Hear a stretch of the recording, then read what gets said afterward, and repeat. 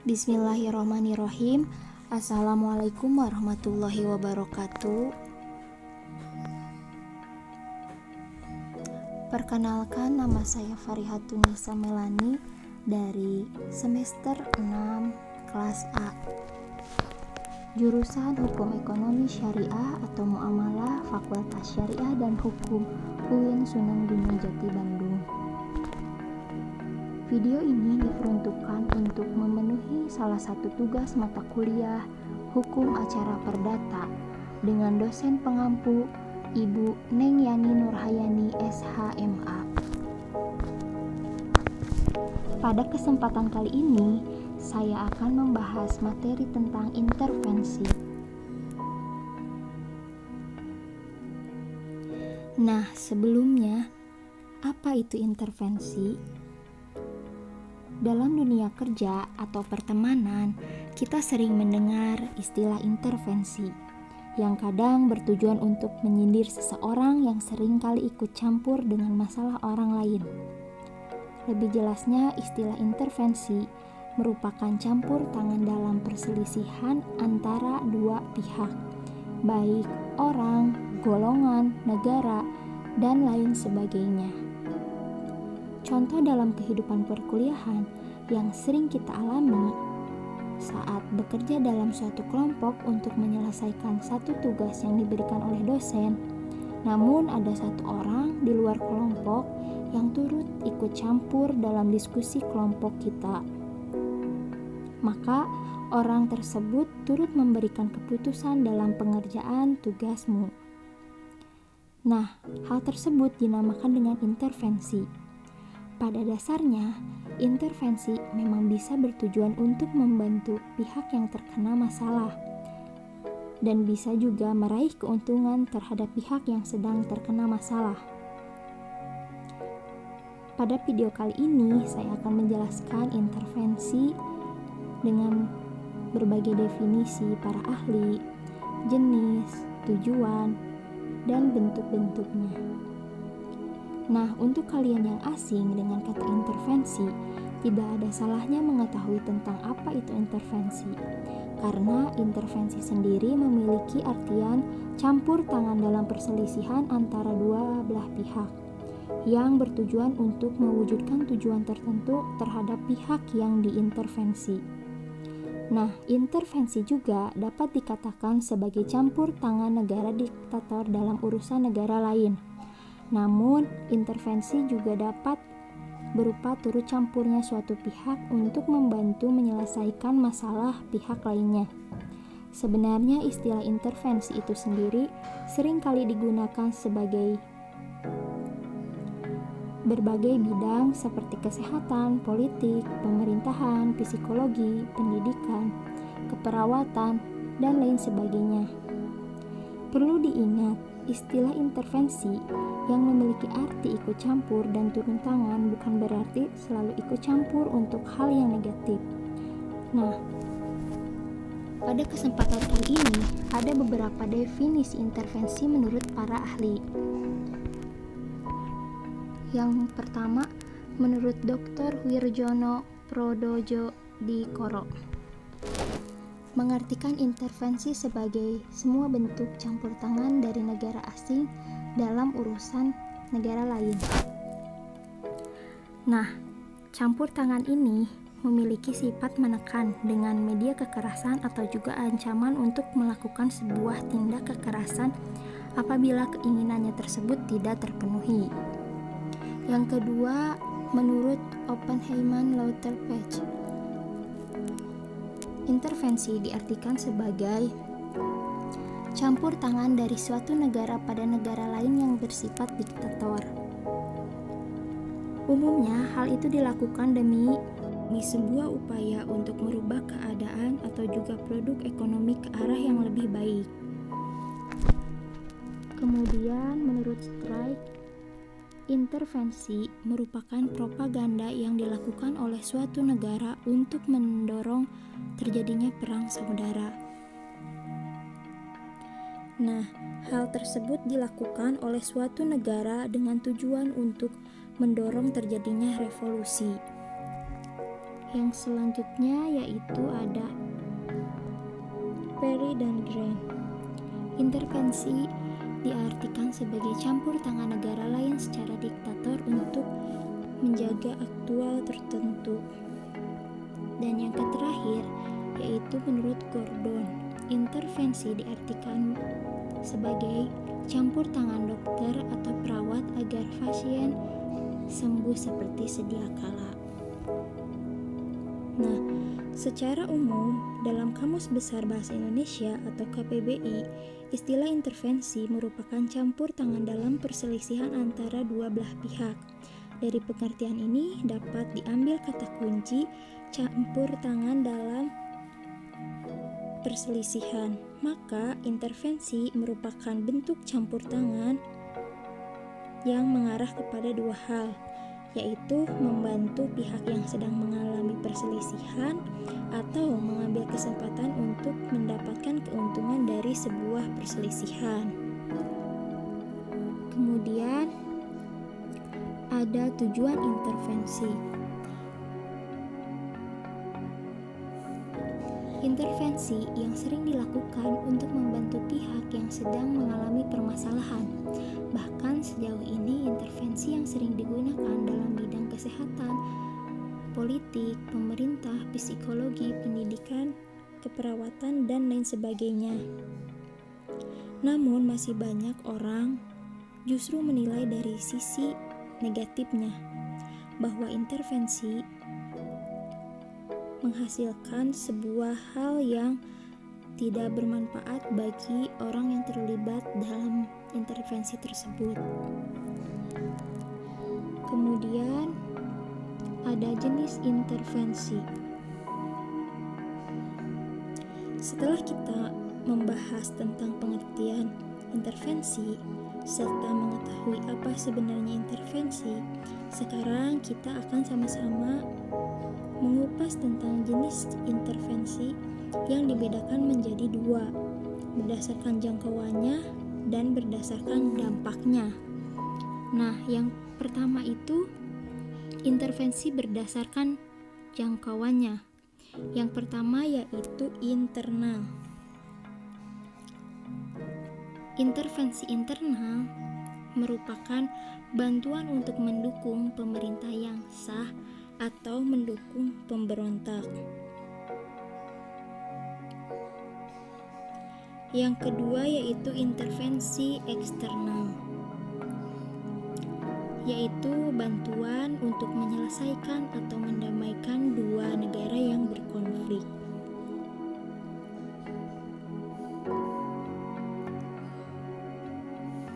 Yang ketiga yaitu reprisal. Nah, yaitu bantuan untuk membalas kerugian yang dilakukan oleh negara lain dengan membalasnya menggunakan kerugian lagi. Yang selanjutnya yaitu intervensi berdasarkan dampaknya. Yang pertama yaitu positif, yang berarti campur tangan negara lain untuk menjaga keadilan. Nah, contohnya itu Perserikatan Bangsa-Bangsa atau PBB, yang merupakan organisasi dunia yang sering melakukan intervensi yang memiliki dampak positif di suatu negara. Misalnya, intervensi negara Indonesia dalam mengakhiri perang Kamboja dan Vietnam, juga intervensi PBB untuk menjaga keamanan dan tidak adanya pelanggaran HAM di seluruh dunia. Contoh lainnya adalah masuknya Italia untuk membela Jerman melawan Inggris Raya pada Perang Dunia Kedua yang memperparah peperangan. Nah, contoh tersebut merupakan intervensi negatif. Yang kedua, intervensi negatif merupakan campur tangan negara lain untuk memperoleh keuntungan. Nah, hal ini biasanya dimanfaatkan oleh negara maju untuk menguasai negara berkembang atau yang masih tertinggal. Hal ini akan memicu keributan dengan negara yang diintervensi. Selanjutnya yaitu fungsi intervensi. Yang pertama ada intervensi pemerintah. Jika dilihat dari spesifiknya, intervensi pemerintah ini adalah implementasi dari beberapa tindakan yang sengaja dilakukan untuk dapat menekan pihak tertentu. Dalam urusan tata pemerintah, intervensi adalah mengarah pada campur tangan antar negara dengan kekerasan dan tekanan. Umumnya, pemerintah melakukan intervensi sebagai tindak melancarkan perencanaan kerja dalam sebuah negara. Hal tersebut tentu dilakukan oleh aparat pemerintah guna melancarkan jalannya proses rencana kerja di mana mempunyai tujuan untuk meraih hasil yang lebih baik dari sebelumnya. Namun, berdasarkan penjelasan sebelumnya, intervensi merupakan bentuk tekanan yang merugikan atau ingin mengambil keuntungan. Nah, hal tersebut kerap menjadi hal buruk bagi negara, sehingga tidak heran jika pemerintah tersebut menjadi pihak yang sangat erat hubungannya dengan sebuah intervensi. Dalam kebanyakan pemberitaan, media mengenai hal tersebut selalu membawa pemerintah. Contohnya, seperti sebuah negara mengirim pasukan ke negara yang sedang mengalami pertikaian. Padahal urusan negara tersebut bukan lagi urusan negara yang mengirim pasukan. Nah, intervensi pemerintah mengambil beragam bentuk, mulai dari tingkat mikro hingga makro, sehingga dikelompokkan menjadi beberapa kategori. Yang pertama yaitu kebijakan ekonomi, yang terdiri dari kebijakan sisi penawaran untuk mempengaruhi perekonomian. Biasanya kebijakan tersebut fokus untuk meningkatkan efisiensi produksi baik di pasar produk atau pasar faktor. Sebagai contoh, di pasar produk, pemerintah mempromosikan persaingan dengan meluncurkan kebijakan anti monopoli, deregulasi, dan privatisasi. Pesaing memaksa produsen untuk lebih efisien dan inovatif agar bertahan di pasar dan meraih keuntungan. Yang kedua yaitu kebijakan sisi permintaan. Kebijakan sisi ini merupakan kebijakan yang bertanggung jawab atas kebijakan fiskal melalui perubahan belanja pemerintah dan pajak. Kemudian ada kebijakan moneter di bawah tanggung jawab bank sentral atau otoritas moneter yang berusaha mempengaruhi jumlah uang beredar di dalam perekonomian. Hal tersebut untuk merangsang pertumbuhan ekonomi. Pemerintah dan bank sentral mengadopsi kebijakan ekspansioner. Hal itu biasanya terjadi selama ekonomi melemah, seperti resesi ekonomi. Dengan menaikkan belanja pemerintah, menurunkan pajak, memangkas suku bunga kebijakan, operasi pasar terbuka, kemudian menurunkan rasio cadangan wajib. Sementara itu, untuk menghindari tekanan tinggi inflasi, pemerintah dan bank sentral menjalankan kebijakan kontraksioner yang dapat membahayakan stabilitas perekonomian dan dapat mengarahkan pada hiperinflasi. Nah, untuk menjalankan kebijakan kontraksioner, maka perlu dilakukan beberapa opsi, seperti mengurangi belanja pemerintah, menaiki pajak, menaikkan suku bunga kebijakan, operasi pasar terbuka melalui penjualan surat berharga pemerintah yang dimiliki oleh bank sentral. Kemudian selanjutnya yaitu ada peraturan. Biasanya pemerintah memastikan aktivitas perekonomian berjalan secara sehat. Beberapa peraturan bertujuan untuk mendorong aktivitas bisnis, sementara yang lain untuk mengontrol aktivitas bisnis dan menghindari hasil yang tidak diinginkan atau eksternalisis negatif. Berikut adalah beberapa kategori peraturan pemerintah. Yang pertama, ketenaga kerjaan, yang kedua lingkungan, yang ketiga perlindungan, yang keempat persaingan, dan yang kelima informasi dan pelaporan. Selanjutnya yaitu ada pajak. Pajak merupakan sumber utama pendapatan pemerintah. Nah, pemerintah menggunakannya untuk membiayai sejumlah program dan untuk melunasi utangnya.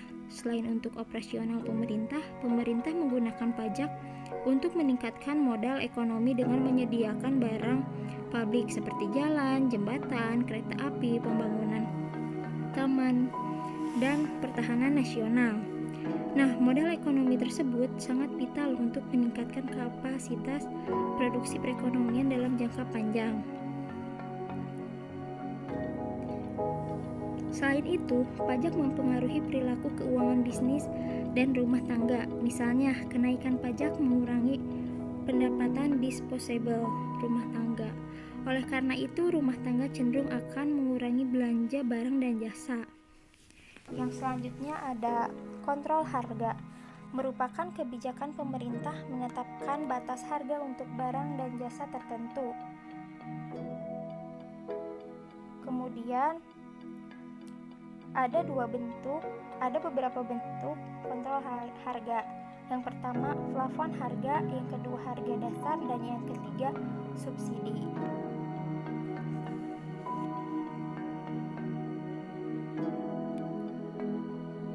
Yang selanjutnya yaitu intervensi kesehatan.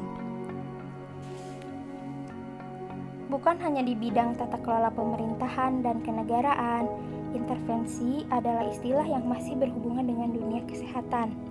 Masih tetap dengan kata kunci campur tangan untuk pihak lain. Untuk yang lebih khusus dari KBBI, pengertian intervensi merupakan upaya yang meningkatkan kesehatan dan mengubah penyebaran penyakit. Tentu saja pihak yang melakukan intervensi merupakan tenaga kesehatan, dokter sampai perawat. Menurut pandangan ahli, intervensi kesehatan merupakan sebuah tindakan logis atau juga masuk akal yang dilakukan dengan sengaja dalam hal kepentingan klien atau juga pasien. Hal tersebut umumnya dilakukan dengan berdasarkan perintah atau keputusan dari dokter atau pihak yang memiliki kekuasaan atas pembuatan keputusan. Tapi bisa saja intervensi tersebut dibuat atas kesepakatan antar kedua belah pihak. Jadi, intervensi dalam kesehatan tidak hanya dapat dilakukan oleh satu pihak dari badan kesehatan saja, misalnya seperti dokter, tapi juga memungkinkan pihak lain untuk ikut serta memberikan saran atau juga mendukung terjadinya intervensi tersebut. Contoh ialah kolaborasi atau diskusi yang dilakukan oleh dokter serta perawatnya demi memberikan sesuatu hal yang terbaik untuk pasiennya. Kemudian yaitu ada intervensi keperawatan. Pengertian intervensi keperawatan ini merupakan adanya sebuah tindakan serta campur tangan dari pihak perawat ataupun dokter yang sengaja dilakukan supaya dapat membantu pasiennya sehingga dapat beralih ke level kesehatan yang diharapkan. Dengan kata lain, melakukan sebuah usaha demi menyembuhkan pasien atau juga meningkatkan kualitas kesehatannya sebagai usaha meningkatkan kualitas kesehatan di negara Indonesia khususnya.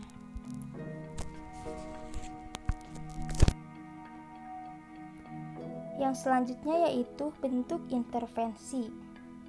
Yang pertama ada intervensi diplomatik, yang kedua pameran kekuatan militer, yang ketiga intervensi klasik, yang keempat intervensi gerilya, yang kelima intervensi militer, dan yang keenam intervensi subversi. Nah, selanjutnya ada beberapa contoh negara yang mengalami intervensi dengan Amerika Serikat. Yang pertama yaitu ada Irak, yang kedua Syria, yang ketiga Somalia, yang keempat Libya, dan yang kelima yaitu Vietnam. Nah, mungkin sekian materi yang dapat saya sampaikan. Terima kasih. Wassalamualaikum warahmatullahi wabarakatuh.